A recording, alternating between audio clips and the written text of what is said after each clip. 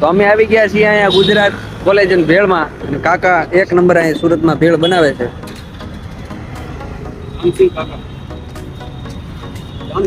Dancing કાકા શું વાત છે. હવે આપણી ભેળ બનવા હમણાં જઈ રહી છે.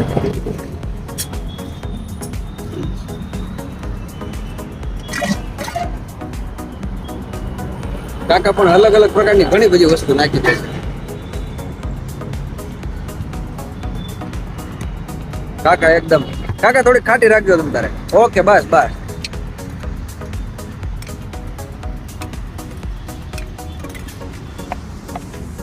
તમને જેમ ઠીક લાગે ને એમ તમે તારે કાકા બનાવી દે. કાકા તમારે કેટલા વર્ષથી આ ધંધો અહીંયા ચાલુ છે? 20 વર્ષ થયું થઈ. ઓહો 20 વર્ષથી ઉપરથી. 20 વર્ષ ઉપરથી એક ને એક વસ્તુના